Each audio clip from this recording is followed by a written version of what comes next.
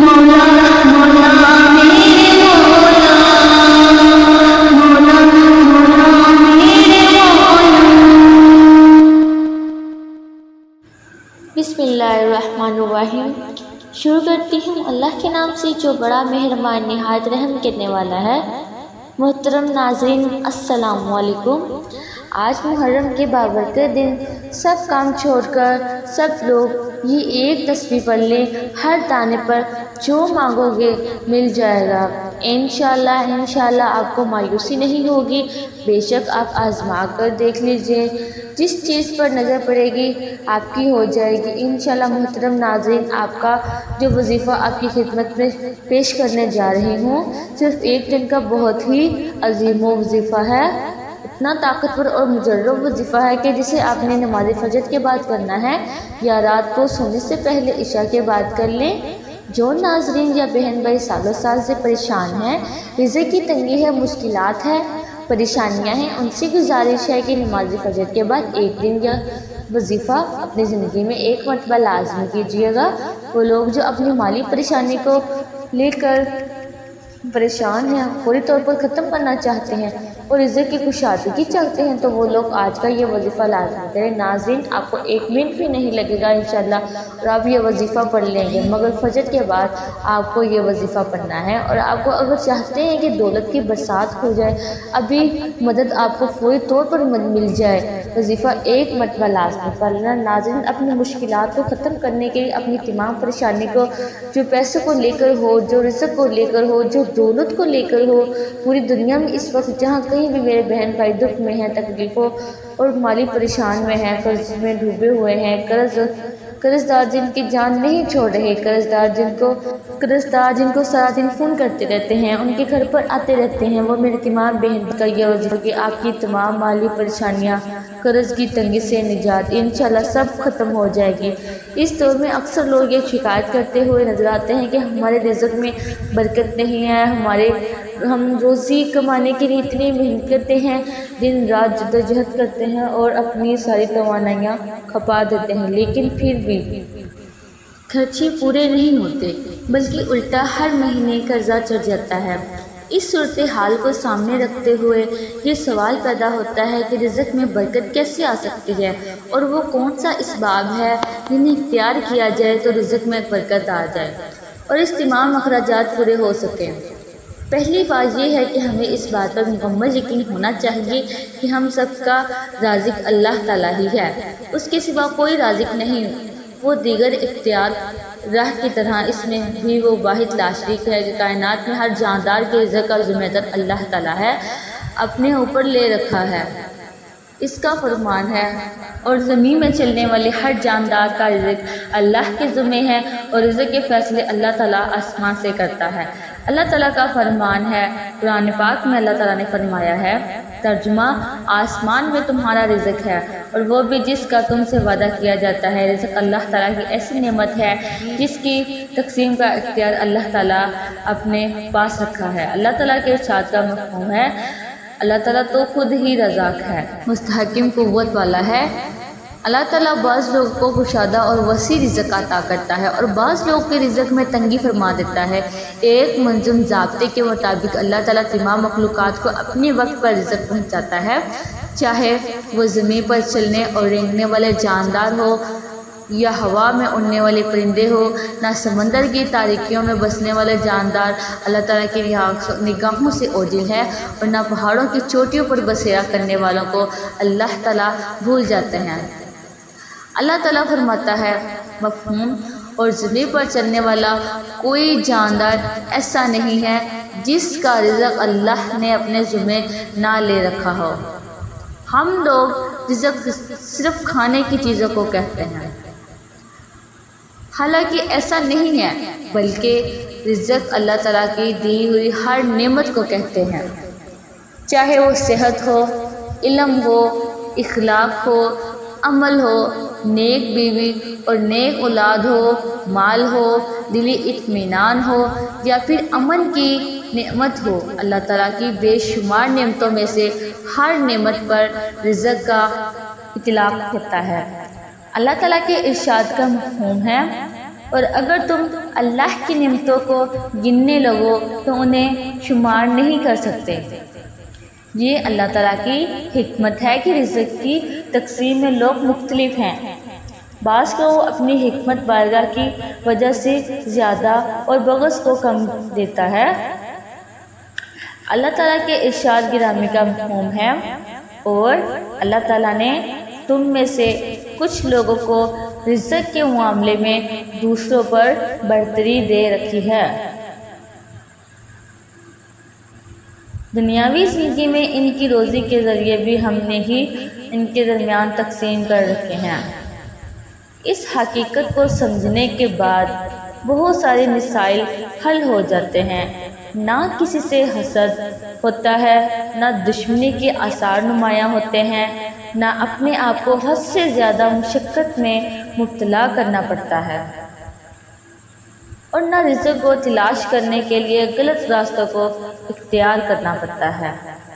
حلال طریقے سے رزق طلب کرنا بھی اللہ تعالیٰ کی اطاعت ہے۔ اسلام ایک مکمل ضابطہ حیات ہے، یہاں عقائد بھی دین ہے۔ شاعر تقدیر نماز، شاعر تقدیر روزہ، زکوٰۃ، نماز اور حج بھی دین ہے۔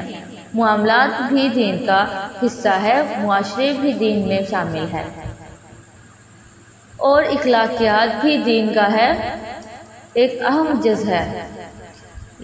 لہٰذا رزق حلال کمانا بھی دین ہے۔ حلال رزق کمانا تقدیر کے خلاف نہیں ہے۔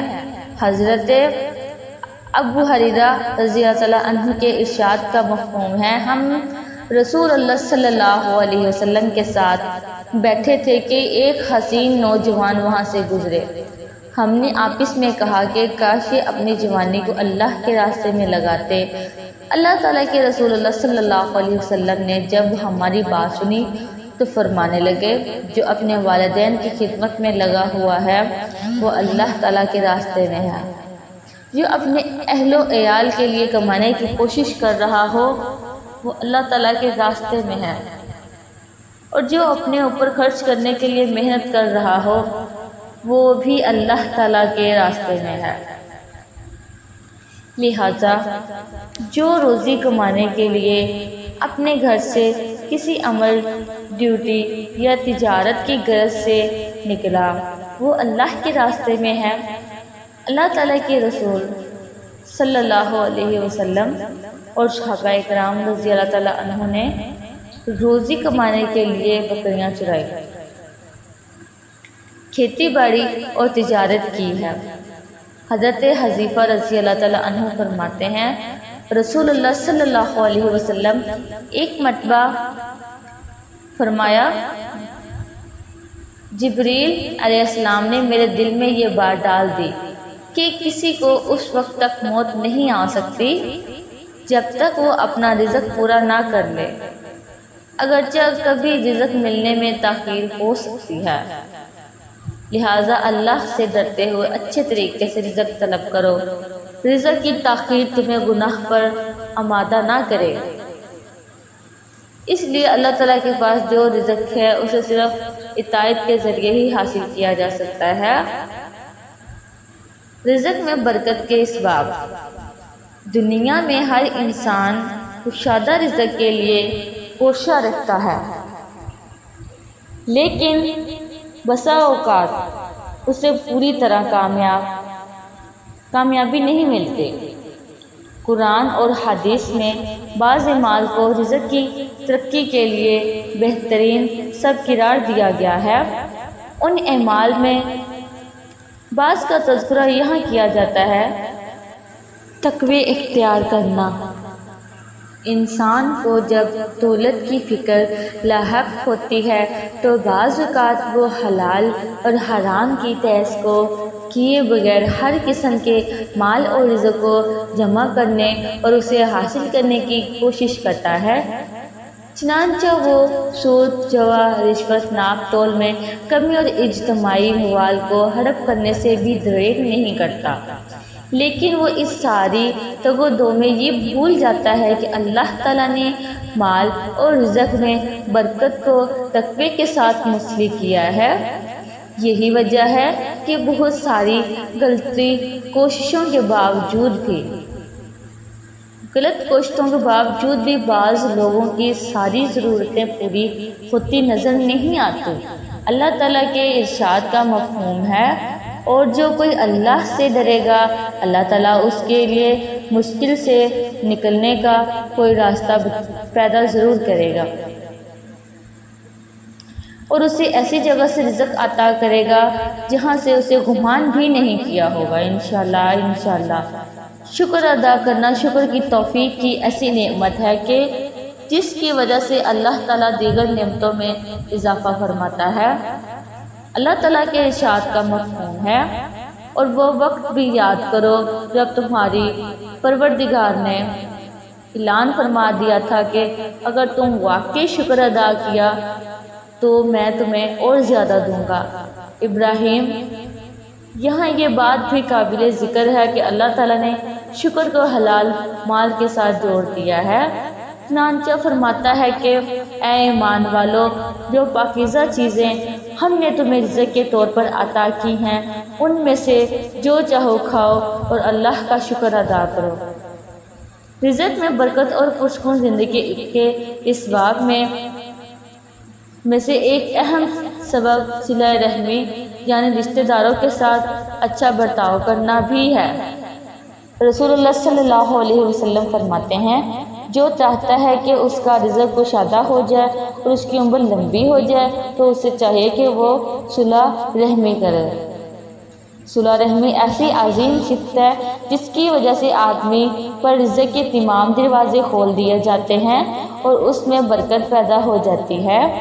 اسلام میں صدقہ کرنے کی بہت فضیلت بیان کی گئی ہے، اس کی وجہ سے رزق میں برکت ہوئی ہے، اور صدقہ اللہ تعالیٰ کی نعمتوں کو صدقہ کرنے والے کی طرف کھینچتا ہے۔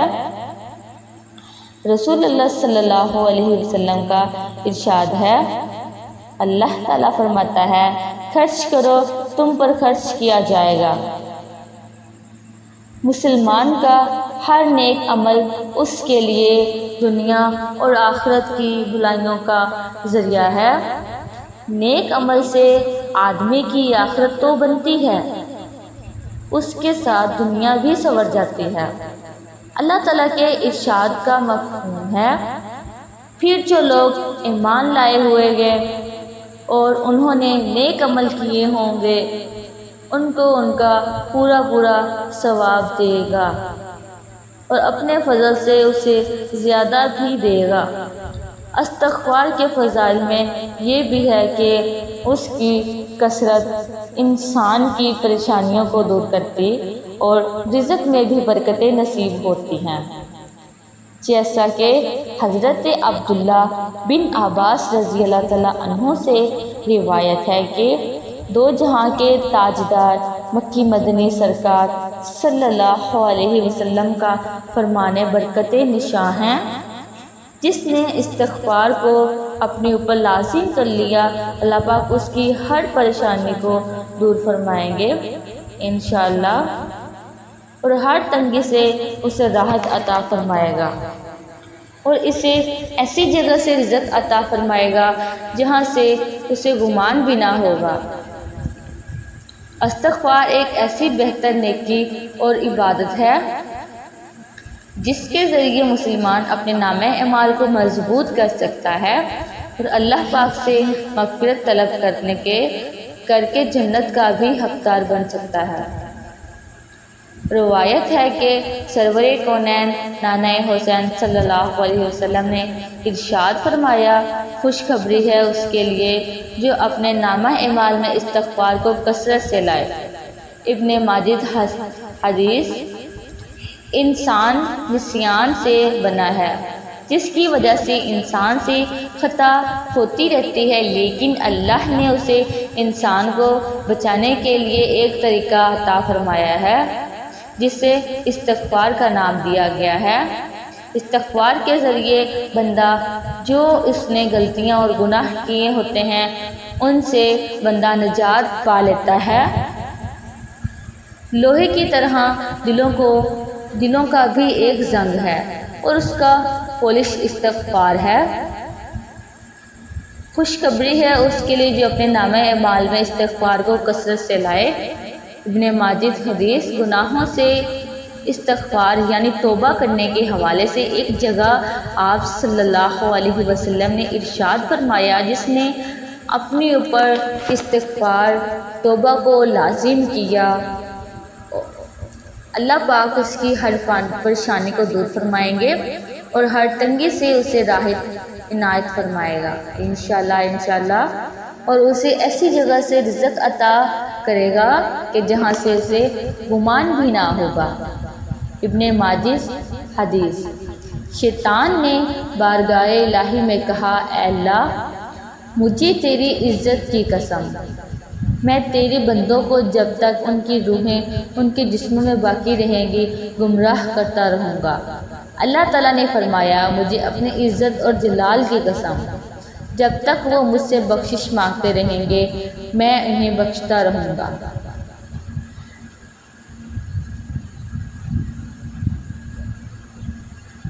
مسند امام احمد حدیث۔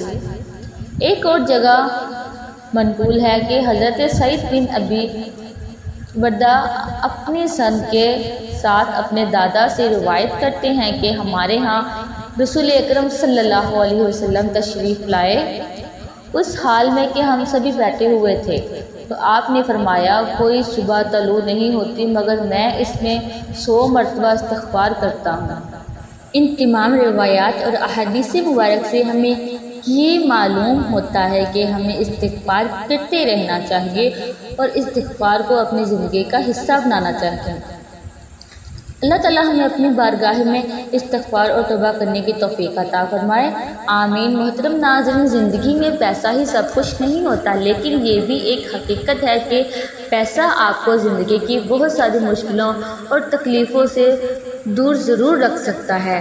زندگی میں ہر شخص کو دولت مند یا کامیاب بننے کے ایک یا ایک سے زائد موقع ملتے ہیں، تاہم یہ اس شخص پر منحصر ہے کہ وہ ان موقع کا خوب سے خوب تر اور ذہانت مندانہ استعمال کرتے ہوئے زندگی کی دوڑ میں آگے نکل جائے۔ یہ بھی ممکن ہے کہ زندگی کی دوڑ میں آگے نکلنے کے موقع کسی کو کم اور کسی کو زیادہ میسر ہوتے ہیں، پھر کیا وجہ ہے کہ ہر شخص ان موقع سے ان میں پہنا صلاحیتوں کے مطابق فائدہ حاصل نہیں کرتا؟ ہر انسان کے اندر کچھ خصوصیات ہوتی ہیں، ان خصوصیات کی بنیاد پر ہی فیصلہ ہوتا ہے کہ وہ انسان ان موقع سے فائدہ اٹھاتے ہوئے کس حد تک آگے نکل جانے کی صلاحیت رکھتا ہے۔ کوئی بھی آپ کو کروڑ پتی بننے کی نہیں دے گا، تاہم اگر آپ کے اندر ذیل میں درج روٹین عادات اور شخصیاتی خصوصیات موجود ہے تو آپ کی سمت درست ہے کرنا۔ اگر آپ نے اپنی توقعات کو اونچا رکھا ہوا ہے اور ہر طرح کے چیلنج کے لیے تیار ہیں تو پھر آپ صحیح ٹریک پر ہیں۔ دنیا میں کوئی شخص دولت مند نہیں بن سکتا اور اپنے خواب نہیں جی سکتا جب تک وہ بلند توقعات نہ رکھتا ہو۔ اس درجے کی شخص کا خیال ہوتا ہے کہ صرف خوش قسمت افراد امیر بن پاتے ہیں۔ حقیقت تو یہ ہے کہ کسی سرمایہ اور داران ملک میں آپ کے امیر بننے کا ہر ممکن امکان ہوتا ہے، مگر اس کے لیے آپ کے اندر عزم ہونا چاہیے۔ سب سے پہلے خود سے سوال کریں کہ میں اپنے طبقے نچلے یا سے اوپر کیوں نہیں اٹھ سکتا۔ اس کے بعد کچھ بڑا سوچنا شروع کریں، اپنی توقعات بلند کریں گے تو کامیابی قدم چومے گی۔ زندگی میں پیسے کا نہ ہونا بری بات نہیں ہے، لیکن پیسے کی لالچ رکھنا اور لالچ میں آ کر پیسہ حاصل کرنے کے لیے غلط راستے بھی اختیار کرنا بری بات ہے۔ خواتین و حضرات، آج جو وظیفہ آپ کو بتانے جا رہی ہوں وہ ایسا پاورفل وظیفہ ہے جو آپ کو دنوں میں امیر بنا دے گا۔ جتنے یقین سے آپ کے وظیفہ کریں گے اتنی جلدی آپ کو اس کے اثرات ملنے شروع ہو جائیں گے۔ ہمیں دنیا کے ہر کام کرنے کے لیے پیسوں کی ضرورت پڑتی ہے، چاہے یہ کام چھوٹا ہو یا بڑا ہو۔ بغیر پیسوں یا دولت کوئی کام نہیں، دنیاوی کام نہیں کر سکتے۔ اگر آپ کو بھوک لگی ہے تو کھانے کے لیے رقم چاہیے، کپڑے خریدنے ہیں، مکان خریدنا ہے، گاڑی خریدنی ہے، یا کوئی کاروبار کرنے چاہتے ہیں تو سب کے لیے دولت یا پیسوں کی ضرورت پڑے گی۔ بعض اوقات کچھ کام ایسے کرنے پڑ جاتے ہیں جن کے لیے کافی رقم کی ضرورت پڑ جاتی ہے، جیسے گھر میں اچانک کسی کو کوئی بڑی بیماری ہو جائے، اس کے علاج کے لیے اپنی یا بچوں کی شادی کرنی ہو وغیرہ۔ اللہ تعالیٰ کے سوا کوئی بھی دولت یا رزق نہیں دے سکتا۔ بے شک جب بھی ہمیں کبھی اچانک زیادہ پیسوں کی ضرورت پڑ جاتی ہے تو اس کا انتظام بھی اللہ تعالیٰ ہی کہیں نہ کہیں سے فرما دیتے ہیں۔ ہر مسلمان کو چاہیے کہ ایسے وقت میں فوراً اللہ تعالیٰ کی طرف رجوع کرے اور اپنی ضرورت کے لیے اللہ سے مانگے۔ ناظرین، اب ہم چلتے ہیں وظیفے کی طرف۔ آپ نے سب سے پہلے نماز فجر ادا کرنی ہے اور نماز فجر کے بعد آپ نے وہی جائے نماز پر بیٹھ کر سب سے پہلے درود پاک لازمی پڑھنا ہے۔ کوئی بھی درود پاک آپ پڑھ سکتے ہیں، آپ صلی اللہ علیہ وسلم پڑھ لیں، آپ صلی اللہ علیہ محمد، یا آپ درود ابراہیمی بھی پڑھ لیں۔ ایک بار ثواب کی نیت سے میرے ساتھ بھی پڑھ لیں۔ اللہم صلی علی محمد وعلی آل محمد کما صلیت علی ابراہیم وعلی آل ابراہیم انک حمید مجید۔ اللہم بارک علی محمد وعلی آل محمد کما بارکت علی ابراہیم وعلی آل ابراہیم انک حمید مجید۔ ناظرین، دنیا کی اعلیٰ ترین مصروفیت حضور پاک صلی اللہ علیہ وسلم پر درود پاک بھیجنا ہے، تو وظیفہ کرنے کے علاوہ بھی آپ حضور پاک صلی اللہ علیہ وسلم پر کثرت سے درود سلام بھیج سکتے ہیں، کیونکہ جو حضور پاک صلی اللہ علیہ وسلم پر درود پاک کا نذرانہ پیش کرتا ہے، اللہ تعالیٰ اس کے 10 گناہ مٹا دیتا ہے، اس کی 10 نیکیوں میں اضافہ فرما دیتا ہے اور اس کے 10 درجات بلند کر دیتا ہے۔ اس لیے حضور پاک صلی اللہ علیہ وسلم پر درود پاک لازمی پڑھا کریں۔ جب درود پاک ایک مرتبہ پڑھ لیں، اس کے فوراً بعد ہی آپ لوگوں کو سورۃ الکوثر کا یہ وظیفہ سب سے پہلے پڑھنا ہے۔ سورۃ الکوثر کا وظیفہ آپ نے اپنی زندگی میں بہت دفعہ کیا ہوگا، لیکن آج جو عمل آپ کو بتا رہی ہوں، سورۃ الکوثر جس ترتیب سے میں آپ کو بتاؤں گی آپ کو پڑھنا ہے۔ محترم ناظرین، آپ نے اللہ الصمد اللہ الصمد اللہ الصمد کی ایک تسبیح پڑھنی ہے۔ یہ وظیفہ آپ ہاتھوں کی انگلیوں پر بھی پڑھ سکتے ہیں اور تسبیح کے دانوں پر بھی چاہے تو پڑھ لیں۔ اللہ الصمد پڑھنے کے بعد آپ نے استغفر اللہ استغفر اللہ استغفر اللہ 111 مرتبہ پڑھنا ہے، اور اس کے بعد آپ نے سورۃ الکوثر پڑھنی ہے۔ بسم اللہ الرحمن الرحیم پڑھ کر آپ نے سورۃ الکوثر پڑھنی ہے، اور سورۃ الکوثر آپ نے صرف اور صرف 21 بار پڑھنی ہے۔ اِنَّا أَعْطَيْنَاكَ الْكَوْثَرَ فَصَلِّ لِرَبِّكَ وَانْحَرْ إِنَّ شَانِئَكَ هُوَ الْأَبْتَرُ۔ 21 مرتبہ سورۃ الکوثر پڑھنے کے بعد آپ نے آخر میں وہی درود پاک پڑھنا ہے جو عمل کے شروع میں پڑھا تھا۔ اب جیسے ہی یہ عمل آپ کر لیں گے تو انشاءاللہ آپ کی بدقسمت کے تالے کھل جائیں گے، غیب کی مدد ہوگی۔ ناظرین، وظیفہ مکمل ہونے کے بعد اللہ کی بارگاہ میں رو رو کر گر گرا کر دعا کرنی ہے، اے رب ذوالجلال، سب مسلمانوں پر اپنا رحم و کرم عطا فرما، تنگ دستیوں کو دور فرما، رزق میں وسعت عطا فرما، بیماروں کو شفا عطا فرما، ہمیشہ شکر کرنے والا بنا اور دنیا اور آخرت سنوار دے، آمین یا رب العالمین۔ اس کے علاوہ ناظرین اپنے والدین کے لیے کثرت سے دعا کیا کرے، کیونکہ ناظرین بنو سلمہ میں سے ایک شخص رسول اللہ صلی اللہ علیہ وسلم کے پاس آیا اور اس نے دریافت کیا کہ یا رسول اللہ، کیا میرے ماں باپ مجھ پر کچھ ایسے بھی حق ہیں جو ان کے مرنے کے بعد مجھے ادا کرنا چاہیے؟ آپ صلی اللہ علیہ وسلم نے ارشاد فرمایا، ہاں، ان کے لیے خیر و رحمت کی دعا کرتے رہنا، ان کے واسطے اللہ سے مغفرت اور بخشش کی طلب کرنا، ان کا اگر کوئی عہد معاہدہ کسی سے ہو تو اس کا پورا کرنا، ان کے تعلق سے جو رشتے ہوں ان کا لحاظ رکھنا اور ان کے حق ادا کرنا، اور ان کے دوستوں کا اکرام و احترام کرنا۔